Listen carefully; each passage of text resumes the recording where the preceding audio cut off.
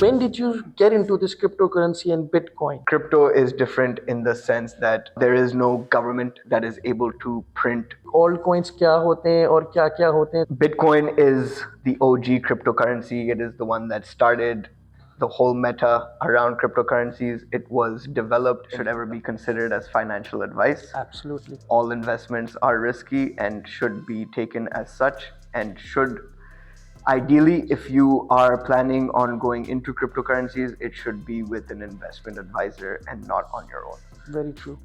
So now, in regards to what you said, there are a few things, right? So if we have Bitcoin as the digital gold, Right. Ethereum is what you could think of as digital oil, Okay. right? So Ethereum is the blockchain, is the network, is the token, is what is used to build all of the decentralized applications that are offered on the blockchain. Okay. Ethereum is very, very powerful because it has the ability for scaling up in transaction. It has the ability to have a very high volume of transactions on its blockchain. That is where Bitcoin kind of loses out. So Ethereum is the clear winner in that aspect, and it is the chosen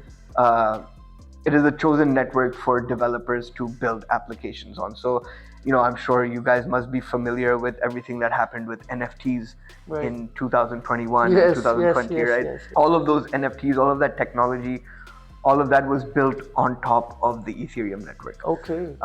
And now we have multiple layers in the Ethereum network which provide a lot of scalability and provide a high volume of transactions to Right. go through on not only a daily basis but per minute. Right. Every transaction that is processed on ETH is paid in ETH terms as well. So you pay a small fee which is known as gas.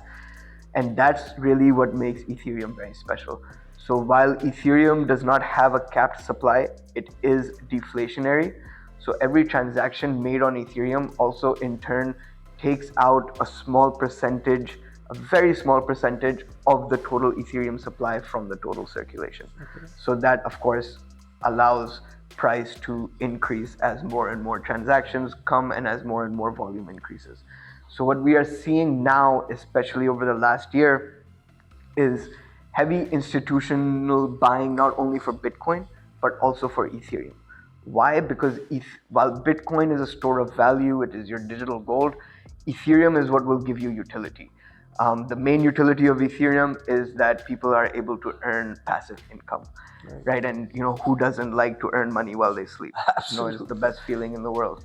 So with Ethereum, you're able to do that, and now we have the regulations in place where banks, institutions, governments, and a lot of your fund managers and equity managers will be able to provide their clients with these products that can earn them yield on a yearly basis without them really having to take trades or take investments and everything. Right. As far as investing and trading goes, trading is completely different from investing. As an investor, you would have a different mindset. As a trader, you would have a completely different mindset. I started out as an investor, but I transitioned into a trader. To do that it is very, very difficult, and it's not something that I would recommend to anyone unless it is the only thing that you're focusing on. Right. Full time. Right. Investing, yes. Investing, everyone should have some level of exposure to the cryptocurrency markets. Having said that, your level of exposure should be down to what your risk tolerance is.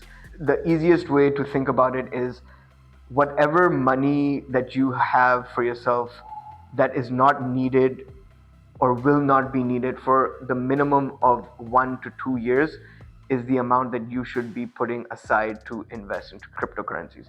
It should not be something that after a month you're looking at it and you're checking, oh, did my investment go up, did it go down? No. You have to have a longer term train of thought. You have to think in years, not months. And this is the time, these are the levels where you would start to try to have exposure into these markets.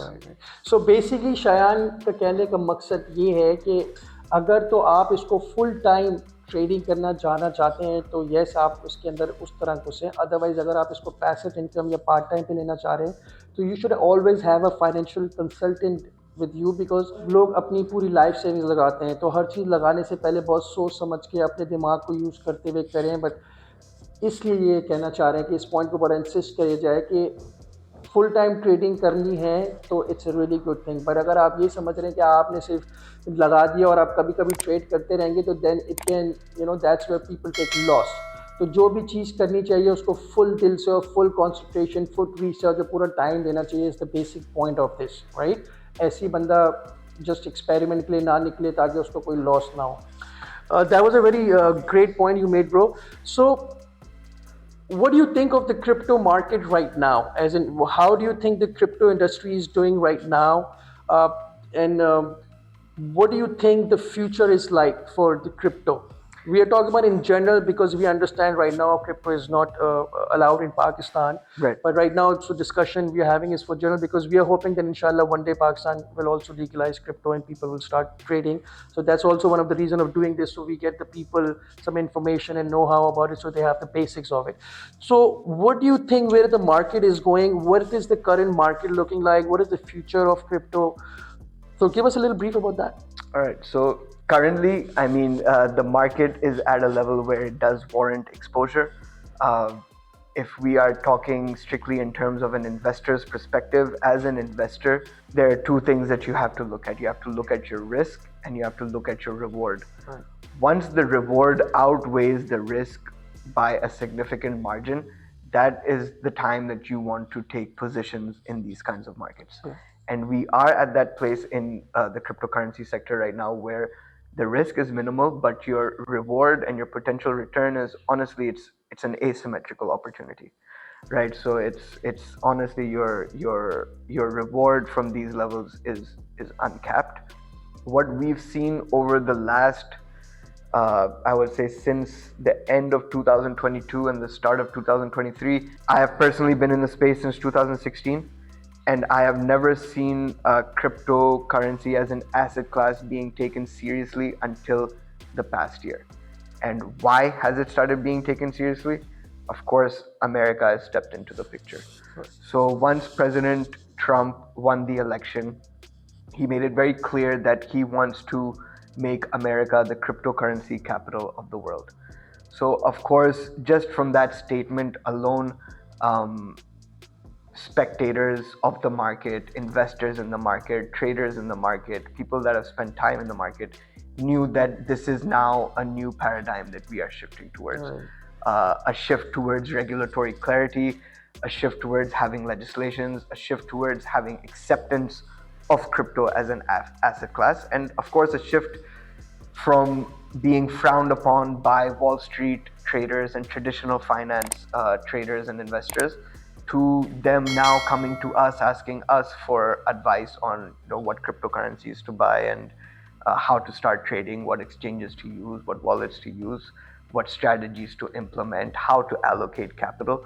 So all of this has happened just in the past year. And of course, since 2022, we were in the peak of the bear market, and we had Bitcoin trading at just under 15,000.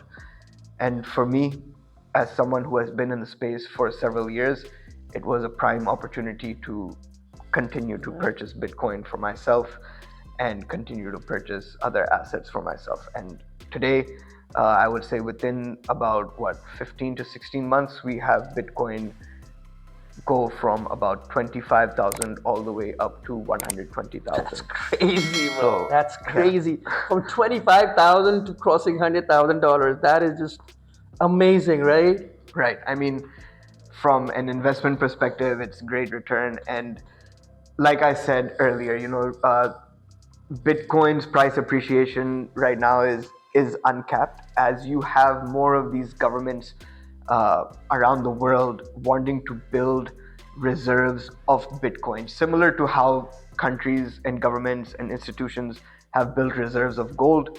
They are doing the same thing with Bitcoin, and they are buying percentages of the supply. As you may remember, I said Bitcoin is a capped supply at Yeah. 21 million. Now you have the largest holder of Bitcoin is known as MicroStrategy. The CEO of MicroStrategy is Michael Saylor, who has been great for our industry, a great leader for our industry, a great visionary. But his company owns now 524,000 Bitcoin over the last few years. The US government plans on purchasing 2% of the total supply of Bitcoin. So, when people ask me, they ask me one thing. They say, hey, Bitcoin is already at 80,000, or Bitcoin is already at 60,000, or it's already at 100,000. How will I purchase one Bitcoin? It's not about purchasing the whole Bitcoin. It's about having exposure and purchasing even a fraction of Bitcoin. That fraction of Bitcoin will allow you to get exposure to the market, and that fraction of Bitcoin will also increase in value over the next several years.